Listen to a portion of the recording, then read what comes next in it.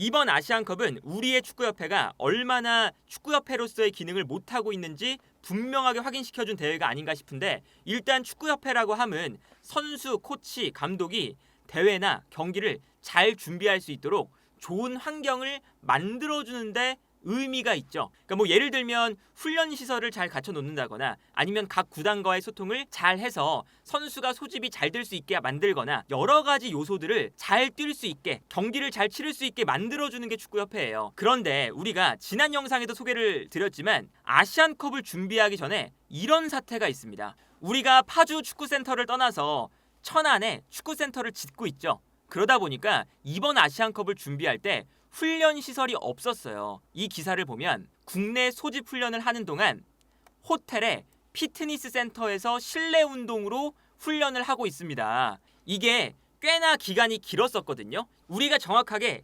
26일부터 국내 훈련을 실시했고요. 그리고 1월 2일에 두바이 전지훈련을 떠났거든요. 그러니까 한 일주일가량을 국내에서 훈련을 했었는데, 이 일주일 동안 실내에서 피트니스 센터에서 운동장이 없었기 때문에 훈련을 했다는 거예요. 이 기사를 더 읽어보면 심지어 일반 투숙객과도 분리가 어려워서, 당연히 호텔 피트니스 센터니까 호텔을 이용하는 사람들이 쓰는 곳이잖아요. 국가대표팀 선수들이 그냥 일반인 투숙객들과 함께 운동을 했습니다. 그리고 협회가 울산이나 부산처럼 남쪽 지방의 훈련장을 수소문했지만 결국 대관에 실패했습니다. 라고 나와 있는데, 그런데 일단 훈련장이 없는 것은 우리가 파주를 떠나서 천안으로 이제 이동하는 그 과정이기 때문에 없는 게 어느 정도 뭐 이해를 한다 라고 쳐도, 훈련장 자체를 대관을 못해서 선수들이 호텔의 피트니스 센터에서 운동을 하고 있다 라는 건 사실 말이 안 되거든요. 우리가 조기 축구만 해도 운동장 빌리는 게 그렇게 어려운 일이 아니잖아요. 이거 축구협회가 조기 축구만도 못하다는 것을 이번 아시안컵을 준비하면서 보여준 거고요. 얼마나 이게 무능한 일인지가 이게 나오는 거죠. 아시안컵 들어간 이후에 기사를 보면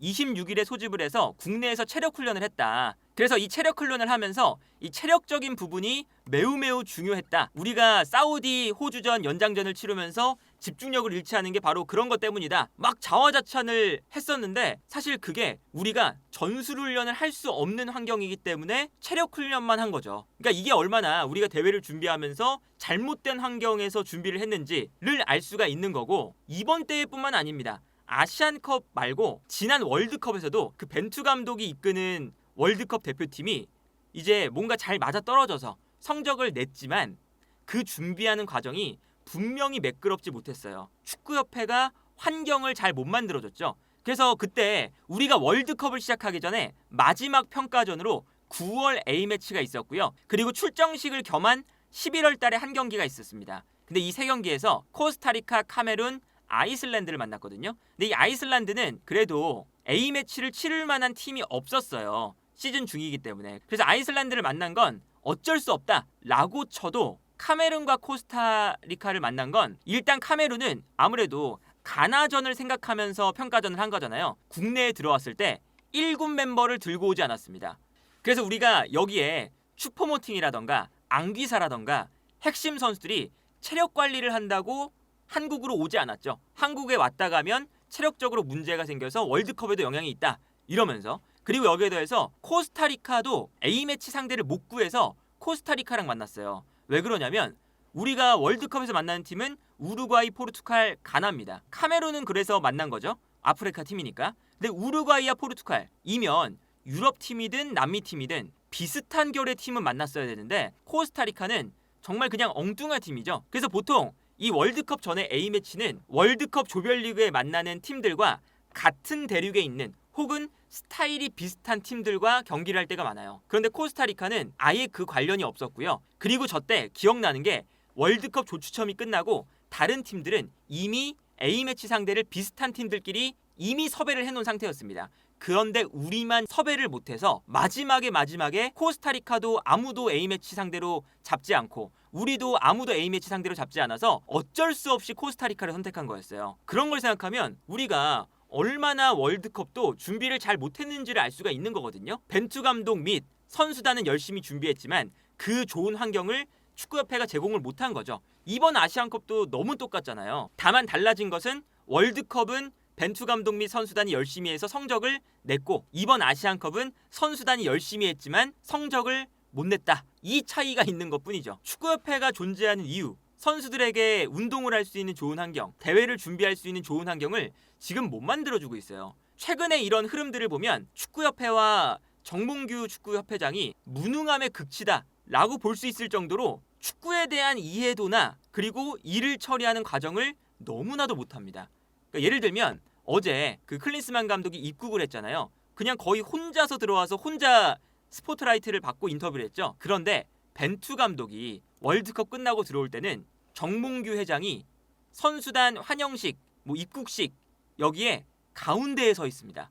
본인이 스포트라이트를 가운데서 받았어요. 그래서 다른 사진들도 보면 뭔가 이제 좋은 그런 플랜카드를 들고 있을 때 정몽규 협회장이 가운데에 우뚝 서 있죠. 그런데 이번 아시안컵 입국 현장이나 2018 월드컵 입국 현장에서는 정몽규 협회장이 없습니다. 대표팀 분위기가 안 좋거나 비판을 들을 것 같은 그럴 때는 눈꼽만큼도 안 보여요. 분명히 정몽규 협회장도 같이 왔을 거 아니에요. 카타르에 있다가 왔을 텐데 아예 보이지도 않습니다. 우리 바로 옆에 있는 일본 축구협회랑 너무 비교가 돼요. 어떤 거냐? 일본은 이란한테 졌잖아요. 진 다음에 분위기가 너무 안 좋았습니다. 그래서 모리아스 감독을 연임하냐 연임하지 않느냐, 그리고 대회 중에 일어났던 이토주냐의 스캔들, 언제 축구협회가 알았느냐, 퇴출을 했다 안 했다, 왜 이렇게 어수선하냐, 이 비판을 많이 받았어요. 그런데 일본 축구협회장이 이란전 패배 이후에 바로 그 다음날 기자회견을 열었습니다. 모리아스 감독이 기자회견을 한 게 아니라 협회장이 기자회견을 했어요. 다 인터뷰를 했습니다. 이 떨어진 것들에 대한 아쉬웠던 점들 다 이해한다. 우리가, 그러니까 일본이 아시아 최강이라는 이야기가 많았으나 우리가 여기서 반성을 하고 다시 처음부터 시작을 하겠다. 그리고 모리아스 감독에 대한 그런 거취에 대해 모리아스는 우리가 전적으로 신뢰하고 있다. 독일과 스페인을 꺾었던 감독이기 때문에 이번 대회를 기점으로 다시 한번 반등할 수 있는 기회를 줘야 되지 않겠느냐라는 얘기도 했고요. 그리고 이토주냐에 대한 이야기도 모두 다 본인이 어떻게 알았었고, 그리고 이토주냐를 퇴출시켰다가 다시 받았다가 다시 퇴출시켰다, 이런 과정이 매끄럽지 않았다, 미안하다, 이런 얘기들을 바로 그 다음날 피하지 않고 기자회견을 열어서 했습니다. 그런데 우리 축구협회장은 요르단전이 끝난 다음에 단 한 번도 공식 석상에 나오거나 인터뷰를 한 적이 없고요. 아직까지도 어떻게 될지 모르죠. 그러니까 이게 분위기가 좋았을 때만 앞에 나와 있는 게 축구협회가 아니고 축구협회장이 아닌데, 분위기가 안 좋을 때는 한 번도 비춰주지도 않고 소통도 없고, 그리고 대회를 준비하는 과정 동안 방관하는 것처럼 아무것도 제대로 지원을 받지 못하고, 이런 것들이 축구협회가 얼마나 망가져 있는지, 무능한지, 협회장이 축구를 얼마나 모르는지를 볼 수가 있는 거예요. 그러니까 예를 들면 클린스만 감독 선임할 때도 이런 얘기를 했잖아요. 정몽규 협회장이 클린스만 감독이 우리가 지금 일본처럼 해외로 선수들이 많이 나갈 수 있는 환경이 아니기 때문에 K리그를 클린스만 감독이 경쟁력 있게 만들어서 좋은 선수가 많이 나오고 유럽에 있는 선수들과 같이 조화를 이뤄야 된다라는 이제 공통적인 그런 이야기들을 나눴다. 그리고 20세 대표팀 선수들도 과감하게 기용하겠다고 했다. 그래서 우리에게 필요한 분이라는 생각이 들었다. 독일의 축구의 퀄리티로 잘하시지 않을까 기대하고 있다. 이런 멘트들이 클린스만 감독에 대한 파악이 하나도 안 된 멘트들이거든요. 저 같은 일개 축구 유튜버보다도 축구를 모르고 있는 거예요. 정몽구 축구협회장과 정몽구 축구협회장을 도와주는, 정보를 이렇게 주는 그런 사람들이 축구를 모릅니다. 클린스만 감독은 애초에 평가가 안 좋은 감독이에요. 검색 조금만 해봐도 클린스만 감독의 행적을 살펴볼 수가 있습니다. 우리 대표팀을 맡기 전 미국 대표팀을 맡았을 때의 상황을 봐도요, 미국 언론에서 어떤 이야기를 했냐면, 클린스만 감독은 국가대표팀으로 재임하는 기간 동안 그에 대한 모든 전술적인 비판들이 어떤 형식이었냐, 자신의 선택에 일관성이 없고 선수들을 적절한 위치에 기용하지 않았으며 미국에서 뛰는 여러 자질과 경험을 갖춘 선수들을 소외시켰습니다. 이 소외시켰다는 말이 뭐냐면 미국 리그를 안 봤어요. 미국 리그에서 뛰는 선수들을 제대로 기용을 안 했습니다. 미국 MLS와 클린스만 감독이 다툼이 많았고요. 줄곧 자국 리그를 무시하면서 유럽 선수들만 보러 다녔어요. 우리랑 똑같죠? 똑같은데 이제 그 정몽규 협회장이 얘기한 건 20세 이하 선수들을 기용하기로 했고 K리그를 발전시켜주기로 했다. 이거는 클린스만 감독에 대한 이해가 단 한 가지도 없는 거고, 미국 남자 국가대표팀은 클린스만 감독이 이끌 때 전술적으로 혼란스럽고 일관성도 없고 당혹스러운 플레이들이 나오고 느릿느릿 움직이고 무너질 위기에 처해 있습니다. 그리고 심지어 반년마다 치욕을 불러일으키는 경기들을 하고 있습니다. 클린스만 감독이 대표팀에 부여한 스타일은 정확히 무엇이냐 모르겠습니다. 그리고 경질되자마자 클린스만 너는 스타일이 없다 라고 바로 비판을 하기 시작해요. 너무 똑같고 이것도 이제 지난번에 보여드렸던 기사인데 클린스만 감독이 지금 우리 이번에 인터뷰도 한국 팬들이 나의 축구적인 것들을 이해를 못하고 업무 방식을 이해 못한다. 왜 나를 이해 못해? 라는 얘기 하잖아요. 미국에서도 똑같았어요. 골드컵에서 저조한 성적을 거둔 이후에 워싱턴 포스트의 인터뷰에서 사람들이 나를 이해하지 못합니다. 아직 이 나라 사람들에게 축구를 알려주기 위해서는 갈 길이 먼 것 같다. 미국 사람들이 축구를 몰라서 나를 이해 못한다. 우리랑 똑같습니다. 한국을 차별하거나 그런 게 아니에요. 원래 이런 사람이에요.